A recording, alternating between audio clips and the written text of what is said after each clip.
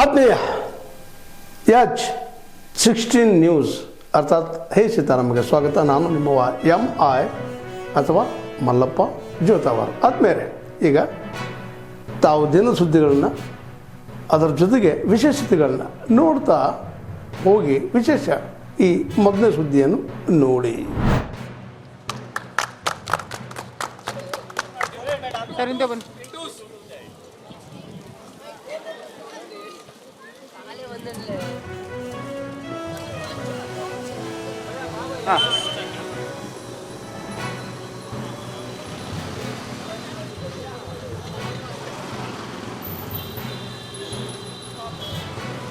ಮುಂದೆ ಹೋಗಿ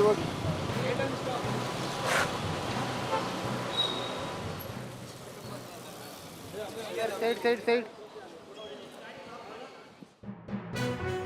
And the focus is My Bharat, My Vote.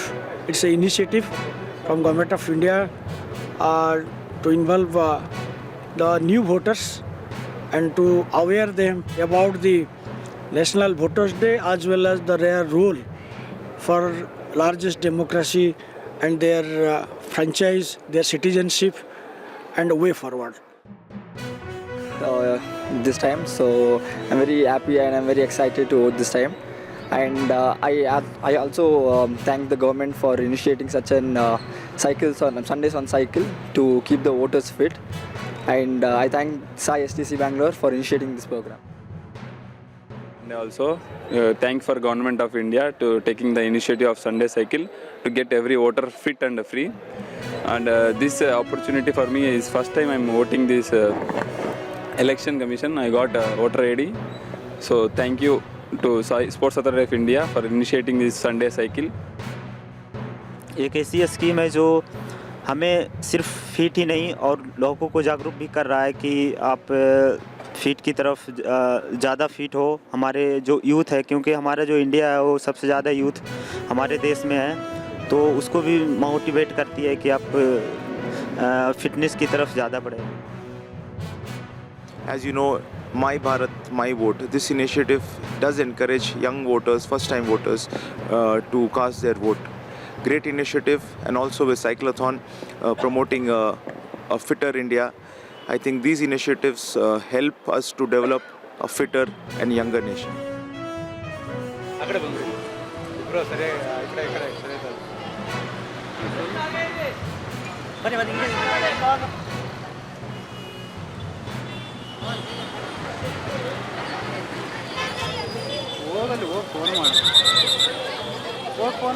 Hello, phone ಮಾಡು ಲಾಲ್ಬಾಗತ್ರು.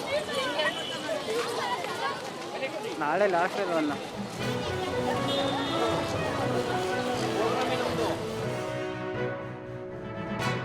ಆಯ್ಕೆ ಆಗಿದ್ದೇನೆ. ನಾನು ನನ್ನ ಮತನ ಯಾರ ನಿರ್ಧಾರನೂ ತಗೊಳ್ಳದೆ ನನ್ನ ಸ್ವಂತವಾಗಿ ನಾನು ನನ್ನ ಮತನ ಚಲಾಯಿಸ್ತೀನಿ ಅಂತ ನಾನು ಪ್ರತಿಜ್ಞೆ ಮಾಡ್ತೇನೆ.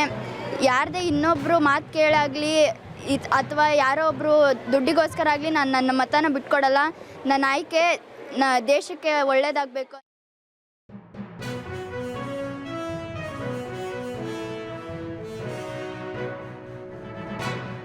ನಾನಿವಾಗ 18 ಇಯರ್ಸ್ ಆಗಿದ್ದೀನಿ. New voter of India. ನಾನು ಯಾರಿಗೆ ಸರಿಯಾಗಿ ವೋಟ್ ಆಗಬೇಕು ಅವರಿಗೆ ನನ್ನ ವೋಟನ್ನು ಕೊಡ್ತೀನಿ. ಏನು ಮಾಹಿತಿ ಬೇಕು ಅದನ್ನು ಕೂಡ ನೀಡಿದ್ವಿ. ತಮಗೆಲ್ಲ ಗೊತ್ತಿದ್ದಾಗ ಯುವ ಶಕ್ತಿನೇ ಈ ದೇಶದ ಶಕ್ತಿ. ಅವರಿಗೆ ಚುನಾವಣೆ ಬಗ್ಗೆ ಬೇಕಾದಂಥ ಮಾಹಿತಿ ಅಂದರೆ ಯಾವಾಗ ಮತದಾರ ಪಟ್ಟಿಯಲ್ಲಿ ಹೆಸರು ಸೇರಬೇಕು, ಯಾವಾಗ ಮತ ಚಲಾಯಿಸಬೇಕು, ನಿರ್ಭೀತಿಯಿಂದ ಜಾತಿ ಮತ ಭೇದವಿಲ್ಲದೆ ನೈತಿಕವಾಗಿ ಚುನಾವಣೆಯಲ್ಲಿ ಭಾಗವಹಿಸಲಿಕ್ಕೆ ಅವರಿಗೆ ಕರೆ ಕೊಡಲಾಗಿದೆ. ಅವರು ಕೂಡ ಸಂತೋಷದಿಂದ ಈ ಎಲ್ಲ ಮಾಹಿತಿ ತಿಳ್ಕೊಂಡಿದ್ದಾರೆ.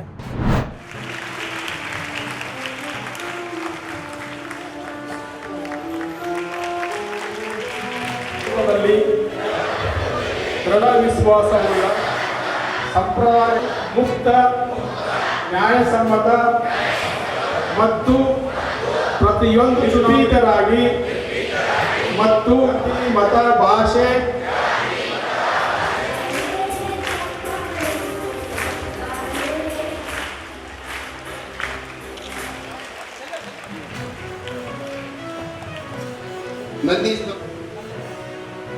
ರಾಷ್ಟ್ರೀಯ ಜೊತೆಗೆ ನೆಕ್ಸ್ಟ್ ಶ್ರೀ ಕನಕದಾಸ ಶಿಕ್ಷಣ ಮಹಾವಿದ್ಯಾಲಯ ಕವಿತಾ ಜಯ ಜಯ ಹೇ ಭವಧಾರಿಣಿ ಆಸೀನಾ ಹರ ಜನರತಿ ತವ ಚರಣ.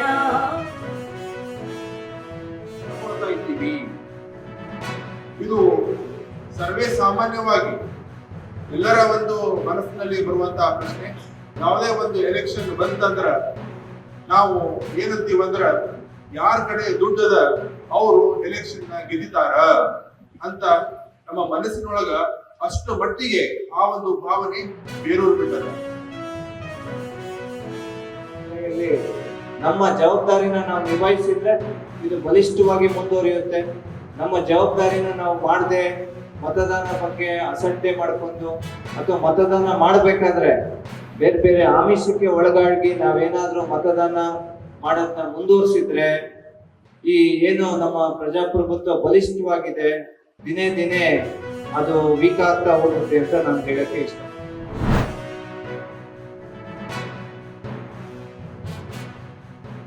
ಸಹವೀರ್ಯ ಎರಡು ಹಸ್ತಗಳನ್ನು ಸ್ಪರ್ಶ ಮಾಡಲು ತ್ರಿಶಕ್ತಿ ನೆಲೆಸಿರುವ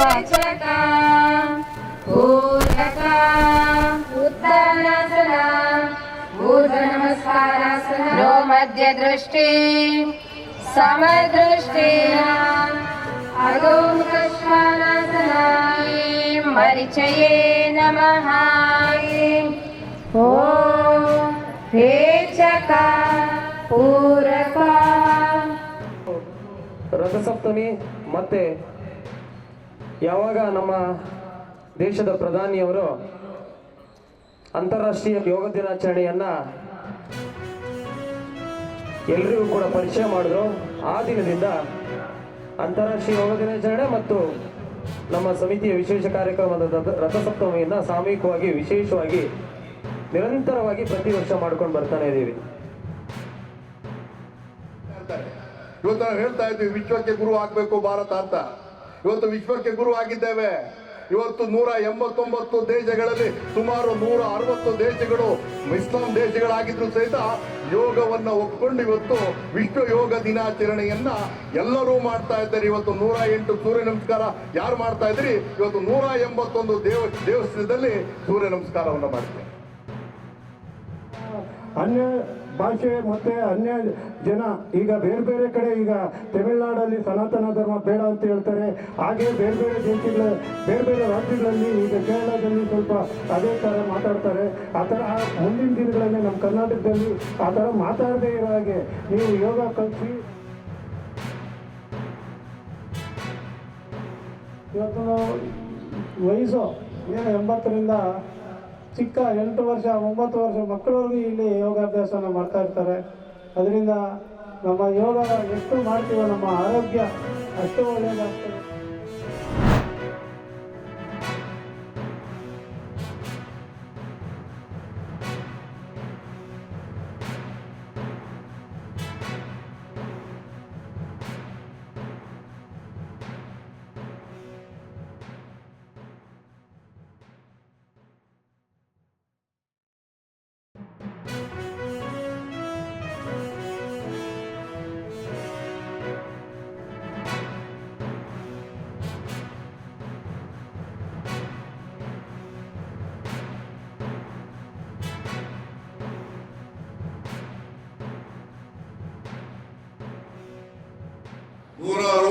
ಭರವಸೆಗಳನ್ನು ಕೊಟ್ಟಿದ್ದು 2013ರಿಂದ 2018ವರೆಗೆ ನಾವು ಅಧಿಕಾರದಲ್ಲಿದ್ದಾಗ 165 ಭರವಸೆಗಳಲ್ಲಿ 158 ಭರವಸೆಗಳನ್ನು ಈಡೇರಿಸಿದ್ದೇವೆ. ಬೇಕಾದ್ರೆ ಬರಲಿ ಚರ್ಚೆಗೆ. 158 ಭರವಸೆಗಳನ್ನು ಈಡೇರಿಸಿದ್ದೇವೆ.